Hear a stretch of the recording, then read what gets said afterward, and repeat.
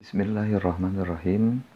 Alhamdulillah wassalatu wassalamu ala Rasulillah alladzi la nabiyya wa la rasula ba'dah. Rijalul Ghad dan Ummahatul Ghad, Pesantren Persatuan Islam 19 Bentar Garut. Alhamdulillah kita sampai di akhir penghujung pembelajaran kitab Mabadi Awaliyah atau kitab usul fikih. Oleh karena itu kita bersyukur kepada Allah atas segala kekuatan yang Allah berikan kepada kita, baik kesehatan maupun kesabaran dalam menjalani setiap aktivitas sehari-hari yang tentunya ada sejumlah cobaan, tantangan yang dihadapi, dan hal-hal lain yang mungkin tidak mengenakan hati. Seperti halnya kita sampai hari ini belum bisa melakukan pembelajaran tatap muka, tapi masih terus dilakukan dengan metode daring. Nah, oleh karena itu kita sekali lagi memohon kepada Allah Subhanahu wa taala agar Allah memberikan kekuatan dan kesabaran sehingga setiap aktivitas kita bernilai ibadah, bukan sebaliknya menjadi timbulnya murka Allah Subhanahu wa taala. A'udzubillah wal iyadu billah. Baiklah, Rijalul Ghad dan Ummahatul Ghad, pada pertemuan hari ini kita akan membahas atau menerangkan tentang perbuatan shahibus syariah. Yang dimaksud sahib adalah pemilik, syariat adalah syariat. Nah, pemilik syariat yang pertama adalah Allah, dan pemilik syariat yang kedua adalah Rasulullah Sallallahu Alaihi Wasallam sebagai utusan dan sebagai hamba Allah Subhanahu Wa Taala yang kita harus mengimani kepada beliau sebagai Rasul di antara rasul-rasul yang Allah utus di muka bumi ini. Baiklah, pembahasan ke-9 ini sebagaimana tadi telah disebutkan menerangkan tentang shahibus syariah atau perbuatan Nabi sallallahu alaihi wasallam. Perbuatan Nabi Muhammad sallallahu alaihi wasallam itu tidak lepas ada kalanya perbuatan yang mesti diikuti dan ditaati. Ada kalanya juga perbuatan Nabi tersebut tidak perlu diikuti. Nah, adapun jika yang mesti diikuti dan ditaati, maka apabila terdapat dalil yang menjelaskan tentang kekhususan terhadap Nabi Sallallahu Alaihi Wasallam, itu berarti hanya khusus buat Nabi Sallallahu Alaihi Wasallam, bukan untuk umatnya. Seperti dalam hal lebihnya jumlah istri Nabi dari 4 orang yang termaktub dalam surat An-Nisa ayat 3. A'udzubillahi minasyaitonirrajim. Fankihu ma taba lakum minan nisa'i masna wa thulatha wa ruba'a. Artinya, maka kawinilah wanita-wanita lain yang kamu senangi, 2, 3, atau 4. Dalam sebuah hadis di mana Rasulullah SAW menjelaskan, hadis ini diterima oleh Ibnu Umar. Bismillahirrahmanirrahim. Wa an ibni Umar qala aslama ghailanu wa tahtahu asyaratu niswatin fil jahiliyati fa aslamna ma'ahu fa amarahu sallallahu alaihi wasallam ayyakhtara minhunna arba'an. Rahu Ahmadu wa Ibnu Majah wa Tirmidzi. Artinya, dari Ibnu Umar radhiyallahu an, ia berkata, ketika Ghailan masuk Islam dan ia mempunyai 10 istri ketika jahiliyah, semuanya masuk Islam bersama Ghailan bersamanya. Maka Nabi SAW memerintahkan kepada Ghailan untuk memilih dari mereka 4 orang saja. Maksudnya 4 orang istri saja. Hadis riwayat Ahmad, Ibnu Majah, dan Tirmidzi. Dan jika tidak ada dalil yang menjelaskan tentang kekhususan terhadap diri Nabi SAW, maka perbuatan itu berarti sama dengan perbuatan umatnya. Allah berfirman dalam surat Al-Ahzab ayat 21, "Laqad kana lakum fi Rasulillahi uswatun hasanah." Artinya, sesungguhnya telah ada pada diri Rasulullah SAW itu suri teladan yang baik bagimu. Oleh karena itu, para ulama berpendapat, al-aslu fi af'alin Nabi sallallahu alaihi wasallam al-iktida'u illa ma dalal dalilu 'alal ikhtisasi bihi. Artinya, asalnya setiap perbuatan Nabi SAW adalah mesti diikuti, kecuali terdapat dalil yang menunjukkan terhadap kekhususan hanya pada diri Nabi Sallallahu Alaihi Wasallam. Nah, itulah bacaan secara lengkap yang Ustaz telah sampaikan. Sekarang kita coba untuk sedikit jelaskan terkait dengan perbuatan sahibus syariah atau perbuatan Nabi Sallallahu Alaihi Wasallam. Di sini kita mempunyai 2 pemahaman. Pertama, bahwa sosok Nabi itu adalah sosok yang perlu ditaati dan diikuti segala perbuatannya oleh kita sebagai umatnya. Nah, mesti diikuti dan mesti ditaati. Itu kunci kata pertama. Tetapi di lain pihak ada juga hal-hal yang sifatnya khusus buat Nabi dan bukan untuk diikuti oleh umatnya. Nah, mengapa hal ini terjadi? Karena tentu saja sebagai sahibus syariah, Rasulullah SAW berhak untuk mendapatkan keistimewaan. Sekalipun tentu jangan disalahpahami bahwa hal ini adalah perbuatan kesewenang-wenangan Nabi, atau misalnya lebih jauhnya, naudzubillah wal iyadzubillah, kelicikan dari hawa nafsu Nabi. Tidak. Nah, lebih kepada kita disuruh untuk taat kepada Allah dan Rasulnya, kemudian hal-hal yang lainnya pasti ada hikmah yang terkandung di dalam setiap syariat agama. Baik, di sini ada satu ayat yang menjelaskan pankihu ma tabalakum minan nisa'i masna wa thulatha wa ruba'. Ini berkaitan dengan kejadian sebagaimana diterangkan dalam hadis yang ada di bawah. Nah, hadis yang ada di bawah itu menerangkan di satu sisi ayat di atas menyatakan nikahilah istri yang disenangi sebanyak 2, 3 atau maksimalnya 4. Tetapi di lain pihak, Ghailan, seorang sahabat Rasulullah SAW, memiliki 10 orang istri.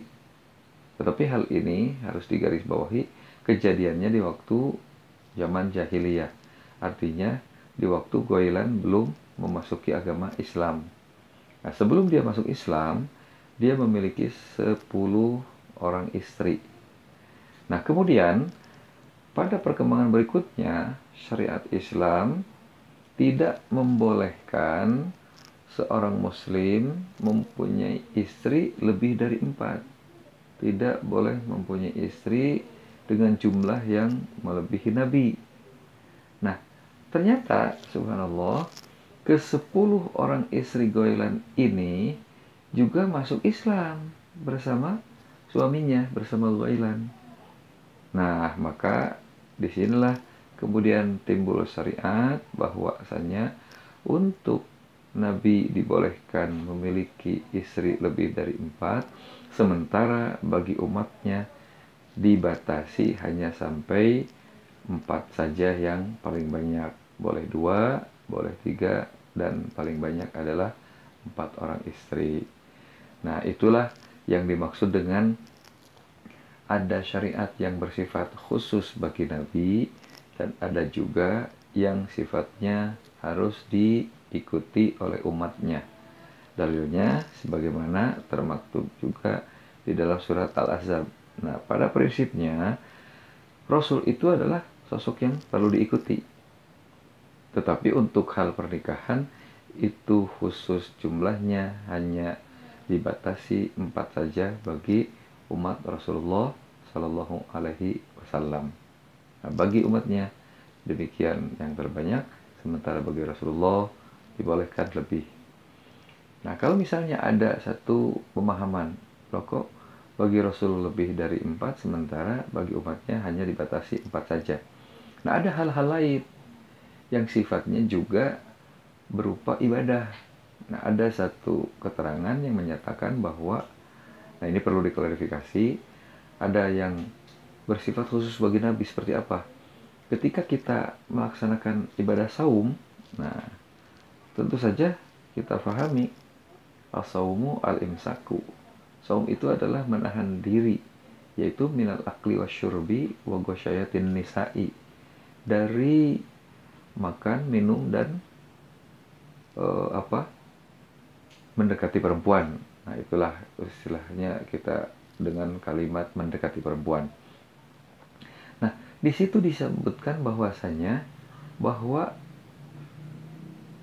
saum itu adalah menghindarkan diri dari makan, minum, dan mendekati perempuan min tulu'il fajri ila gurubiha, dari terbitnya fajar, kalau kita berarti waktu subuh, setelah sahur, kemudian adzan subuh, maka kita batas waktu saum, kemudian ila gurubiha, sampai terbenam matahari, artinya sampai maghrib. Nah, ternyata bagi Rasul itu katanya sampai tengah malam.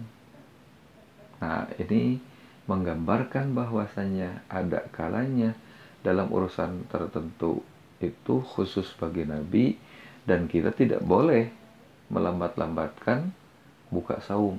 Malah Nabi di dalam satu hadisnya menyatakan sebaik-baiknya sahur itu adalah yang diakhirkan. Nah, misalnya 10 menit kepada azan subuh, bukan jam 2 malam, atau bukan jam 3 malam, padahal subuh misalnya jam 4. Nah, maka jam 4 kurang 10 menit kita baru sahur, itu yang terbaik.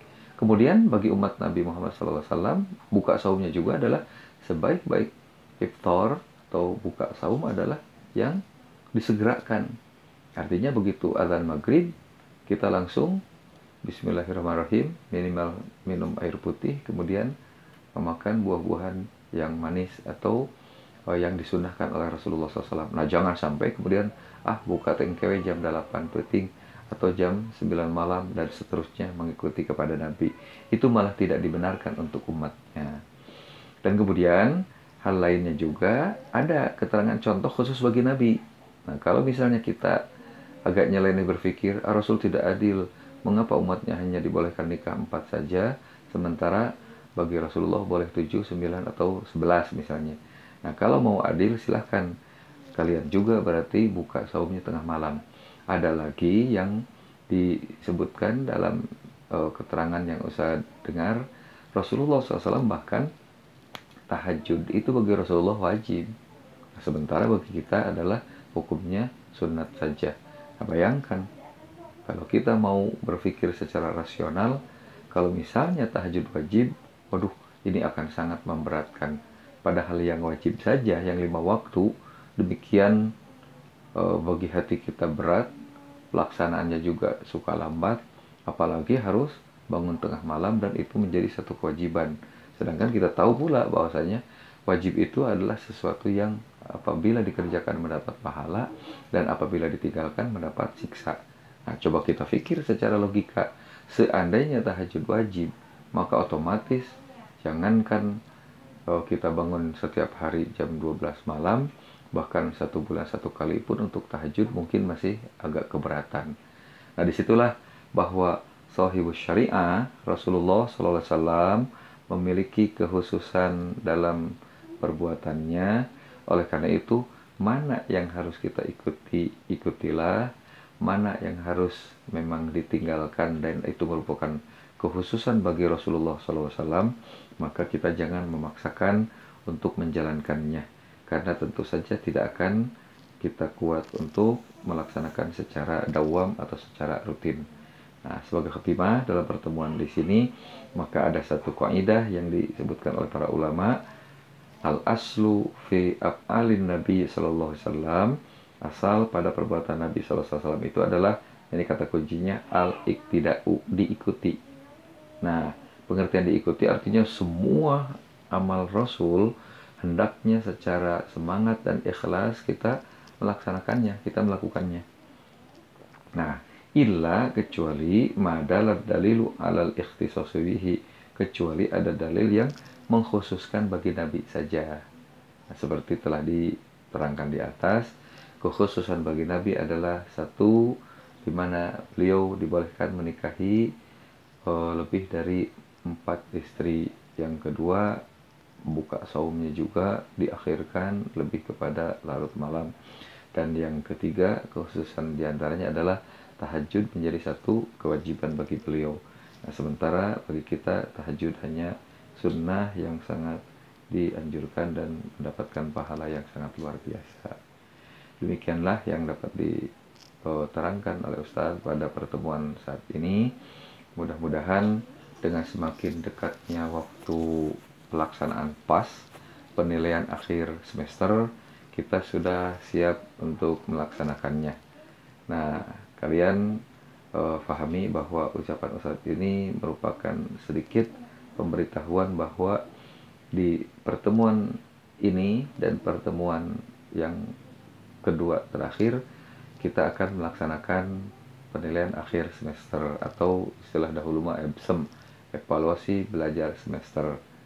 Nah, oleh karena itu, jadikan ini sebagai bahan yang harus kalian hafalkan, ayatnya, hadisnya, dan kaidah usul fikihnya.